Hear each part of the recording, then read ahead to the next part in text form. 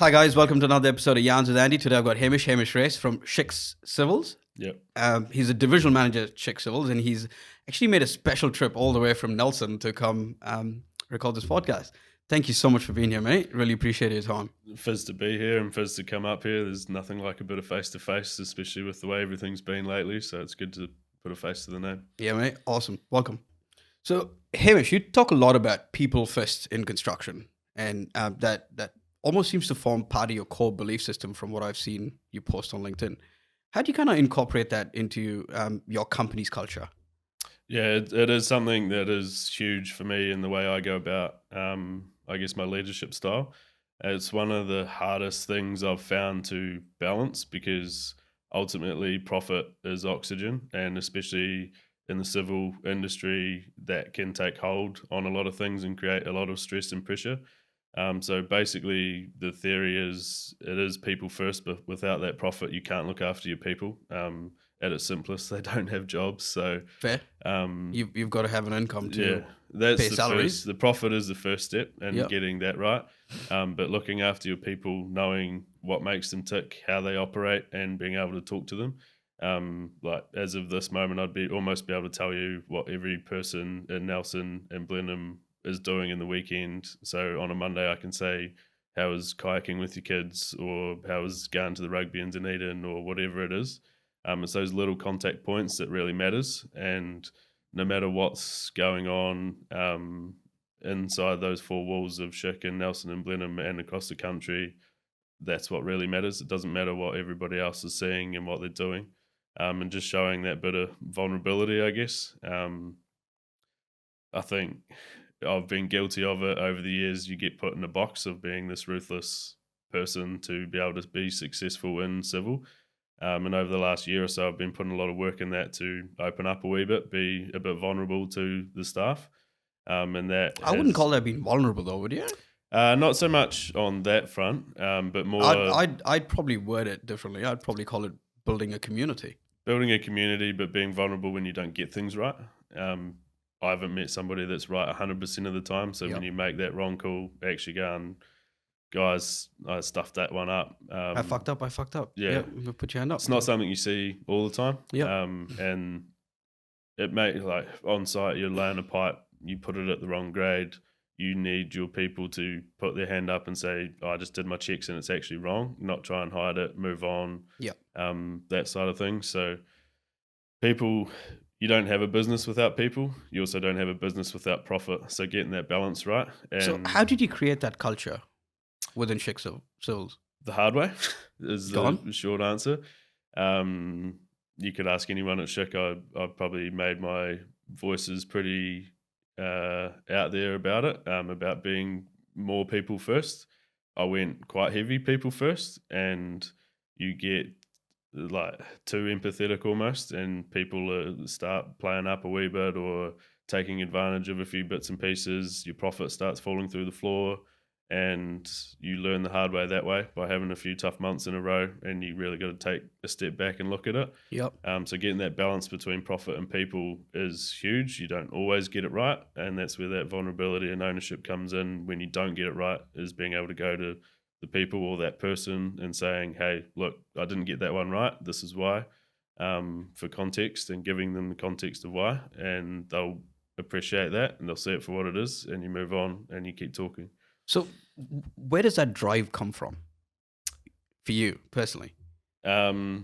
It's interesting you say that because the last couple of months I've been doing a lot of work on my purpose. Yep. And initially it was, I'll do everything for everybody to help them succeed. That's great in theory, but a purpose I think needs to be a bit more selfish than that. So what it is now is I want to be the best person I can be to Yep. be able to give everyone around me the best chance to succeed. Fair. And that's where it comes from. You can't do it without profit, and that's where the balance. But have comes you from. seen your profit rise directly because you've built a great culture within Schick Civil? In the last couple of months? Yeah. Yep. I'm sure he won't mind a shout out, but there's a fella, Floyd in Nelson. Oh, yeah. Initially, we probably clashed quite a lot. Yep. He came from a maintenance sort of background compared to new infrastructure background. He struggled a lot, and then he probably got caught up in me on my ruthless side of things of that balance. But now he's just, as of tomorrow, his final sign off. But he's just finished a job on that, and it went unbelievably well. He's got to the point where he's actually managing the client himself, and doing bits and pieces. How did you mend that relationship?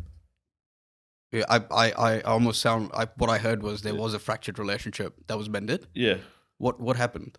time for one, and trying different things. I think it's important to remember that every single person is an individual, and just because one tactic worked for one person doesn't mean it fits everybody. And the way they receive information, the way they take information, it's all different. Some people are words, some people are numbers, some people are pictures, and you've just got to keep trying and keep figuring it out, and don't give up on the first go. Yeah, that's quite interesting.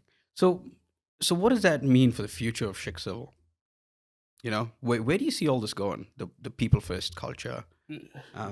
Schick pride ourselves on doing our best to be ahead of the game, and I think that's part of it. And I think from a employment perspective, I think people will start knocking down our doors rather than us having to go out and look really hard for people. I think that's one benefit, but also just getting out there and getting it done, and just enjoying it every day, going hard, and just going home like knowing that we're successful every day. Work hard, party harder. Yeah. Yep. Build that culture so people come to you. Yeah. I mean, that's pretty amazing. I really hope you do succeed in that space. Yeah. Hamish, we spoke a little bit about profit versus a positive working environment. Yep. Are you finding that a positive work environment has created more profitability for you in Schick Civil? If it's executed right, yeah. What are some of the strategies that you've implemented where you're seeing that profit come through? So a lot of it is Schick internal systems and the way we deliver information. It centers around how you communicate and how effective it is. And touching on what I mentioned before about different people taking different information with pictures, plans, writing it on the board. Not everybody takes the writing off the pre-start, knows exactly what to do. I don't know why I remember it so clearly, but 3 or 4 years ago, there's she's an epic lady, Amanda Fleming, and she focuses a lot on communication, but she resonates a lot with our guys, boots on the ground staff. But she told a story about a foreman on a site told his labourer to take the ute down the back of the truck and burn the rubbish. Right. And then the labourer came walking back to the foreman, and he said, "Where's my truck?" He said, "You told me to take it down the back and burn it." And so as much as that we laugh about that, you can see where the communication lines can get mixed up. And burn the rubbish, burn the truck. Yeah, that's the extreme end of it, obviously. But you've got to be really mindful about how you say it and what you do, and to get the balance right between profit and positive is like profit is our oxygen. It's anybody's oxygen. Yeah. And you don't want to create pressure from that to the point where they flake on that front. So it's all about communication for me, how you can deliver through the line as well. It's not just me to a foreman, it's foreman to their team as well, and how they communicate and actually helping them do that too. Yeah, I've always said that. I mean, that's one of the main reasons I started strategic planning as well, was to help construction companies help communicate better. Yeah. Clear, effective communication. Yeah, I've seen project managers or that sort of level pass a Gantt chart to a team leader on site. And I don't know about you, but on an A3 bit of paper on a large program, I can hardly see what I'm doing on any given day, even though I know how to read it. Yeah. They're not the easiest things to read, are they? Nah, so for a team leader, breaking down the week, highlight each day, the curb they're prepping or the footpath they're prepping, where the drainage crew's working, just so they can see the interface. They're on the site every day, they can visualize that and see it. And here's an idea that I've always pondered. What if you can take a 3D model, link it to a proper Gantt chart, don't show anybody the Gantt chart, but visually run a 1-minute sim on exactly what they're doing for the day. It's coming, I reckon. From a survey perspective, on a tablet or something, you can stand there with that and see the pipework and stuff underground. It's not coming, mate. I've already trialed a Oh, really? few. Yeah, it's Yeah, here. It's yeah. here. Yeah. Um, I mean, the level of detail varies. So I can implement it on a work breakdown structure level 3, which Yeah. is at quite a summary level. yeah, It's not to the nuts and bolts yet, but then quality of the design needs to improve. Yeah. But think about it: 1 minute TikToks for construction. Mm. Like I love TikTok. Yeah, I know. Yeah, I know yeah. you watch a bit of TikTok too. Yeah, So yeah. think about it. Like it's what a wild concept that would be to communicate to somebody on site. Here's your plan for the week, mate. I need to get from here to here, but this is what you're doing. Here's a model. Even better, chuck a VR goggle on him and show him exactly Yeah. that. You know, It- what would that change for Schick Civil? It would be huge. I think in the civil game, especially boots on the ground, the civil industry chose them rather than them choosing the civil industry. So there's a lot of people that have left school 14, 15, can't really read or write. So they're very visual people.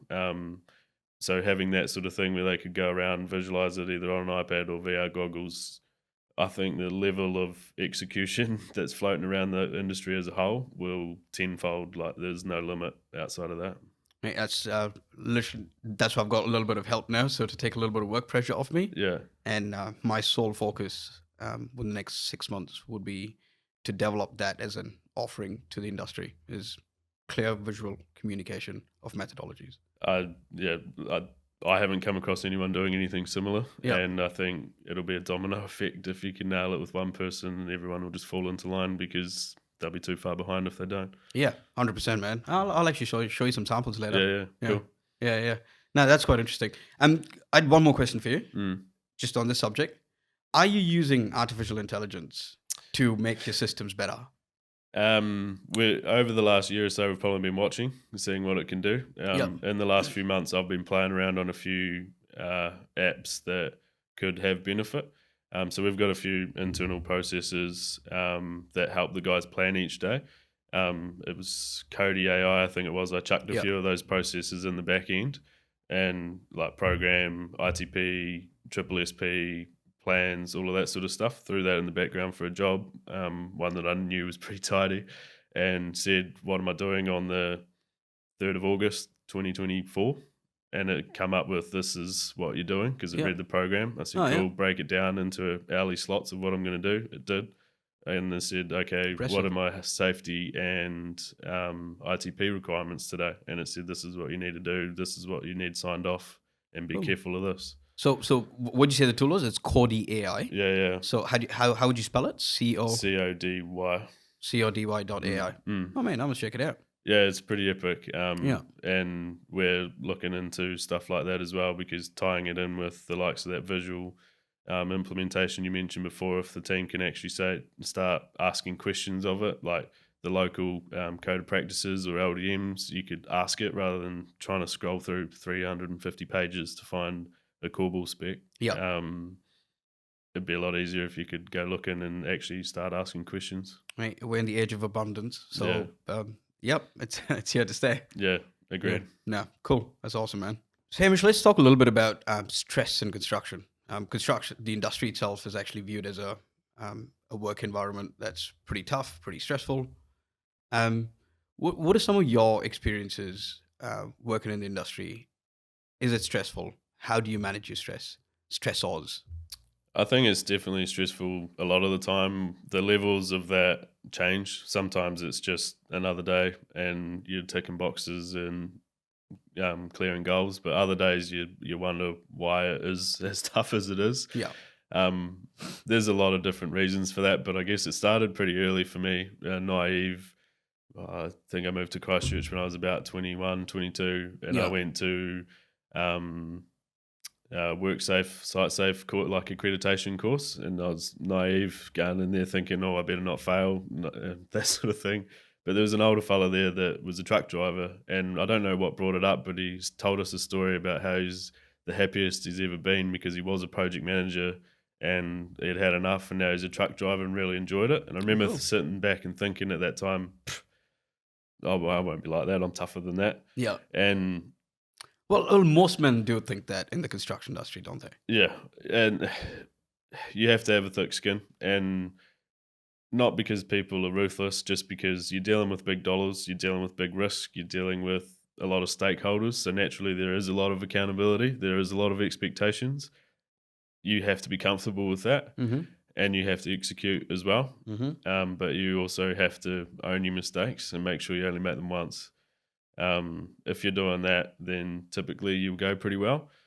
Um, some people just need a bit of extra support, I think, and a bit of context around why they're doing it and what they're doing it for. Because in between 10, 11 years of being in the construction industry, I've seen a lot of people, good people that have either been successful or had a lot of potential, be lost to the industry. And I think as a whole across the country, we're probably starting to see the effect of those people moving on now. Talent is spread pretty thin, and there's a lot of competition out there. And Or they fucked off to Australia. yeah, yeah, yeah, and especially like the bigger guys are probably taking a lot of the big workload these days, and everyone's turning into subcontractors. So What do you mean by that? the projects that are coming out there, they're run by your big three or four. Downers, Fletchers. Yep. Yeah, those sorts of people. And I say that like if you're a young fella or lady trying to go out on your own, it's very difficult because a lot of it's all wrapped up, but in government contracts, or they're big enough that you couldn't go for them, and then you end up being a subby and a bit of a race to the bottom on rates, which tying it back to that stress in construction, you're not winning things on 15-20% rates, you're winning them on 3-4-5% rates. See, that's an interesting point that you brought up, right? mm, Do you think that the procurement model that we currently employ in New Zealand adds to the stress levels downstream? 100%. I don't think there's any other way. And sometimes I sit there, I don't think it's possible as simply as this. But imagine if you could win a tender on innovation rather than price. Well, that would be amazing, though, wouldn't it? Yeah, price But is obviously always going to be important, but there's yeah, always you must start here, or you must complete it this way, or X, Y, and Z. If you put in something different, it's not often looked at that strongly. but look at it from the other side of the fence, right? So price, you can measure, you can manage. Yep. Innovation, how do you measure and manage that? That's the price is always going to be an important part to it, and 100%. you tie it back to profit first people as well. Yep. It's there to stay. It ain't going anywhere. But I think the problem we're discussing here is the amount of weightage given to the lowest price bid is way too significant compared to all the other factors looked Yeah. at when you're actually going to procure. And to be honest, you throw 10 contractors beside each other, you could probably throw a blanket over them in terms of skills. Yep. Like the service that we give clients, or the quality of workmanship that people give clients. If you put 10 beside each other, it'll be pretty similar. It's not that different. So then the only thing you're competing on is price. Giving a bit more flexibility on how people can deliver things while keeping price, especially in the government works, price has to be important. Giving a bit of flexibility, I think, would actually make things a bit cheaper. You'd start thinking a bit outside the box. It's not going to happen every project, Yeah. but you start thinking how you can deliver things differently. You might actually start cutting down some costs. Or not pricing in so much risk. Yeah. Because you have to. Yeah. Yeah. So it's an interesting topic, isn't it? We had a panel discussion where we actually dove into that quite deep on the New Zealand procurement model and how it actually impacts stress levels and how it impacts work downstream, which is quite significant and adds a. Well, especially when you're stress. on like a $15-20 million plus contract, you can't, like, it's hard to go out and price every single sub at the time of tender. So you're going backwards a wee bit, trying to get subs involved you needed the rate to work, or else it's not going to work for you. Yeah. So you just keep going until you find someone that'll work, and that poor person gets left carrying the can a wee bit. For sure. And I had Matt Stanford from Pipeline and Civil. I don't know if you know who he is. No, I don't think so. He's a procurement manager there now. He's doing great things. A lot of respect for him. Yeah. So I asked him, how does he manage these contracts and how does he manage the stress flowing downstream? He just goes, I tag the shit out of it, bro. Yeah, and I think it was What do you actually do? one of your podcasts where it's like a lot of prices are actually hard to compare because they're not apples for apples. One Yeah. person will price in dewatering with a lot of risk. The other person will tag out of dewatering completely, and that could be $1 million difference on some projects. Yeah. Um, so yeah, in terms of how we manage it, it's sort of every job on its merits. Lining up what is the risk, what could go wrong, and what's the worst case scenario. You don't give it right every time, but as long as you know what the risks are, then you can only do your best almost. Yeah, 100%, man. Now there must be better ways of procuring work and reducing that stress downstream. Actually, right? 100% Nelson has to City be. Council, a shout out to them a wee bit. They're leading the way on it. I think since COVID, they've introduced a direct procurement model. Oh, yeah. So they start off with the Nelson City Council's budget and sort of work backwards from there. Early ECI with the contractor, it's all open book, so everyone knows what's happening, and it helps the local workload by dicing it out into who's good at what and who's going to give the best product for what. So I think locally that's made a huge difference. It's obviously not possible for large contracts, but Yeah. for those $1 to $2 million projects, you can get in, get out, plan them, and time them for school holidays, all that sort of planning. And it's made a huge difference down there. It's been cool. What you're saying is Auckland Council could learn from Nelson I City don't know Council? too much about how it works up here, Oh, but come on, mate. Big black um, smoke and all of that. I don't know any other council doing that. Oh, yeah. And Interesting. it's cool. I'm sure there is, but Yeah. it's Yeah. cool how it works. Maybe the other council should look at Nelson Council to see what they're doing differently. That'd be good comparison. They're very good at looking after local contractors, and Yes.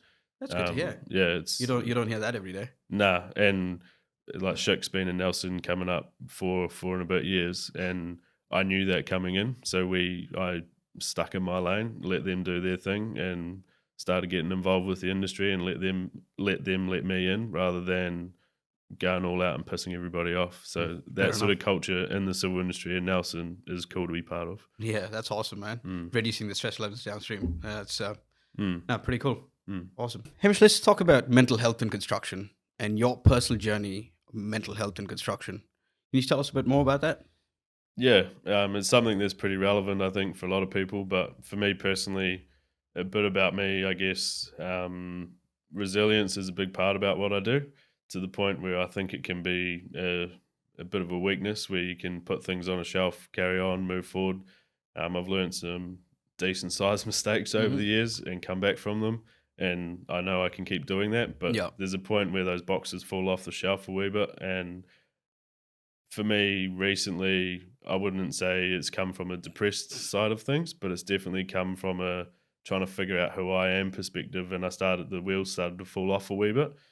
I've always probably run a bit of a theory that I'm better than that, I'm tougher than that, I'm never going to fall in that state. And I found myself sitting in front of someone, talking to someone about it because I didn't know where I was going. And there's nothing wrong with doing that. It's the best thing you can do.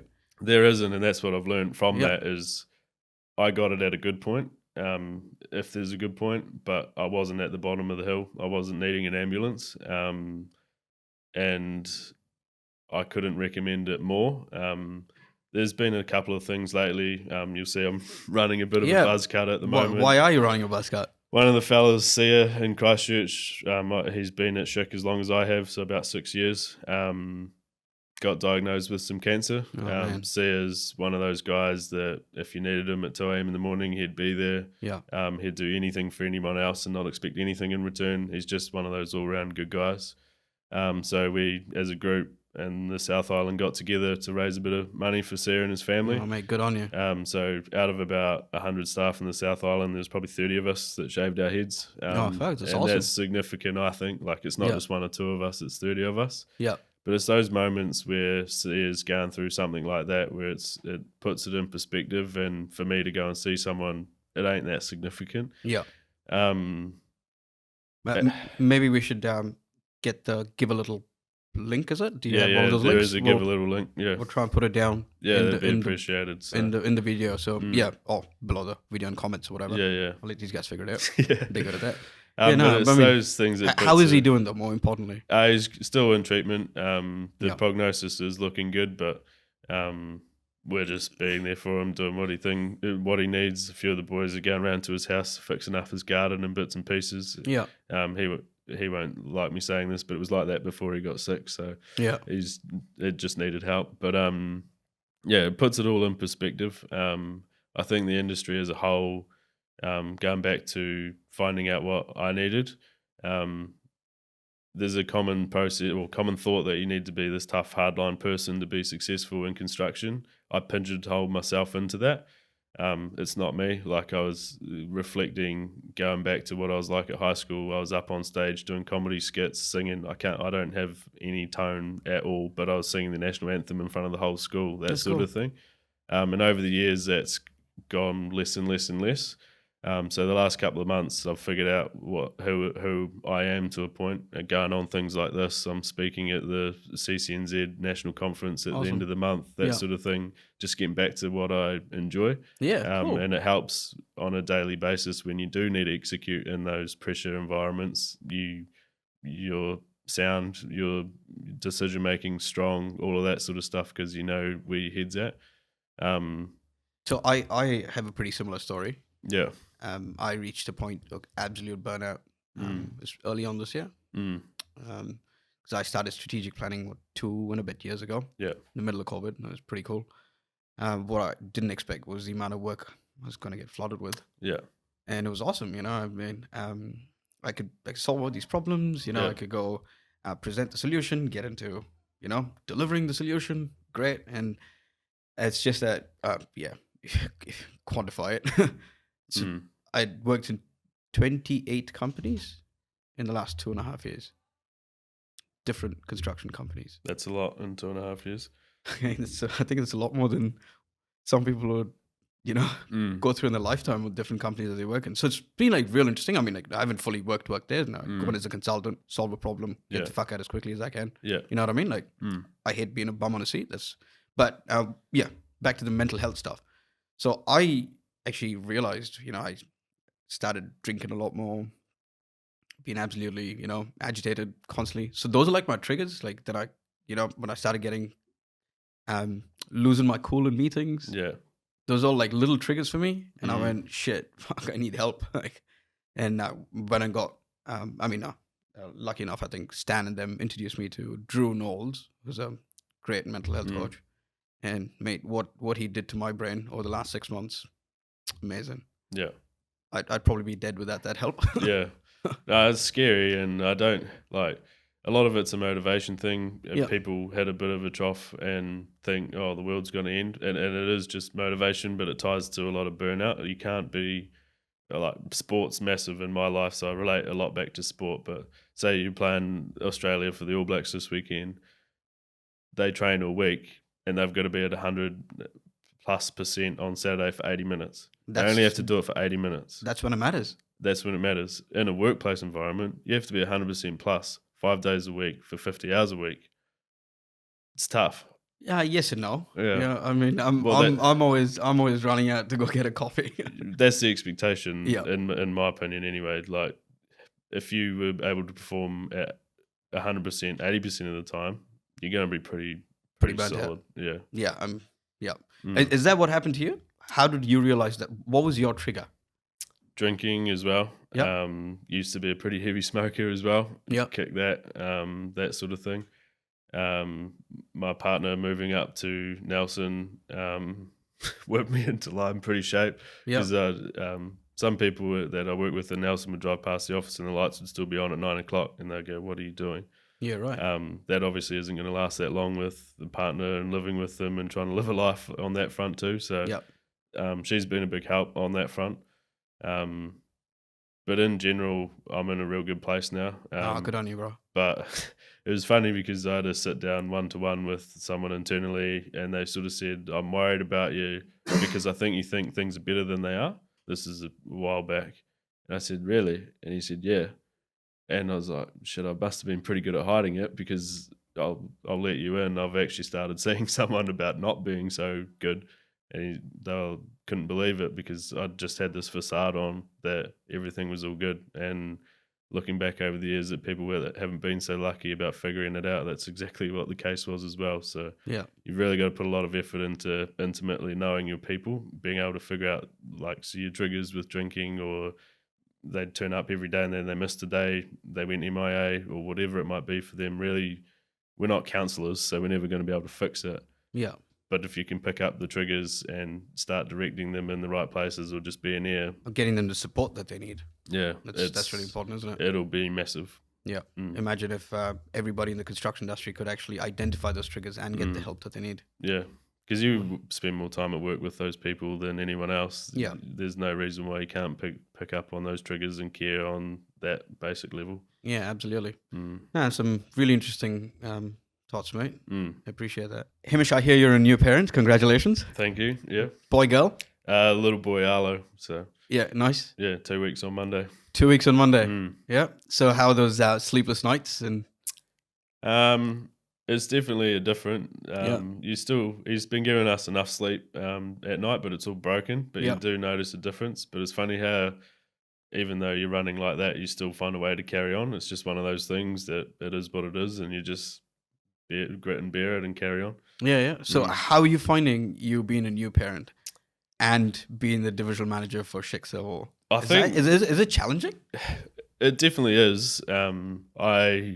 I don't run two different personas, but at home I'm that laid back. I'm almost horizontal. I go where the wind blows me, and just enjoy time at home basically. So on that front, you can't plan anything, and it's funny how work set me up for that, because you can have the best laid plan that you could think of, and then you get curveballs left, right, and center, and you've just got to adapt and change and carry on. Change is the only constant. Yeah, exactly. So on any given day, it could be an absolute dream, and you can do whatever you want. On another day, you've just got to shut up shop and park up and just cancel everything, and it is what it is. So it's funny how, from a work-life balance perspective, I used to have a perception that 5 o'clock, turn the lights off, go home, that's work-life balance. But it's actually not the case. It's making both of them work, and not having two personas, not having a work persona and a home persona. You actually have to be the same person. And if you can do that, getting that balance right is a lot easier, because we might not get a pipe in one day, and that might be the curveball at work, but then he doesn't sleep all night, and you've got to adapt and figure out a way that you and your partner can get some sleep, so at least one of you is okay. Yeah. So it's funny, they're different examples, but they're very much the same problem. Yeah, 100%. Yeah. But how's that journey been for you though? Has it been pretty cool? It's kind of like Sarah a wee bit. It's one of those things that puts everything in perspective. It changes everything. I don't think anyone could have explained it to you beforehand about what it's like. I've got two. Yeah. So you'll know what I'm talking about. Yeah. Yeah. I have a very supportive partner. Yeah. Let's just put it out there. She's amazing. Behind every great man is a great woman. Watching Jess and seeing how she has taken it on board, she's a lot stronger than she gives herself credit for, and just takes it in her stride. Like, there's no way I could do what she's done. Oh God, no, mate. Nah. So no, I've been in the delivery room both times. Yeah. Both times I've been in the delivery room, and I think I was talking to Bridge about this yesterday as well. I'm like, no way I would have gone through that just what you went. Nah, I will pump my own tires up a wee bit though, because Jess the whole time was like, you're going to faint, you're going to be useless, I was right in there. I'm basically a qualified doctor now, delivered him, got the saline ready, like I was all over it. But, I would say, man, I was reading the tocographs. Yeah. Waiting for. So I figured out, like, I'm analyst. That's kind of what I do for a living. Yeah. So the midwife taught me how to read a tocograph, and I was like, "Yep." She's like, "Okay, call me when the tocograph's this." I'm like, "You trust me with this? Yeah. Okay, cool." Yeah. Okay, awesome. Yeah, it's funny because you look at that profession as quite high level, and you need to be very well trained, and then for them it's that simple that they can rely on couple of construction workers to bloody go and tell them what to do. It's like, what? How? It's interesting, mate. Interesting. Again, congratulations on fatherhood. It's an amazing journey, dude. I'm sure you'll it's only just started, and I'm sure it'll have its ups and downs, but for it's sure. all worth it. Yeah, 100%. It'll definitely have its ups and downs. And, Anyways, Thank you so much for your time, dude. Nah, it's been awesome. Yeah, I really appreciate you coming over all the way from Nelson to Yeah. record this podcast. It's been absolutely spectacular, and thank you so much. Nah, cheers. Cheers, man.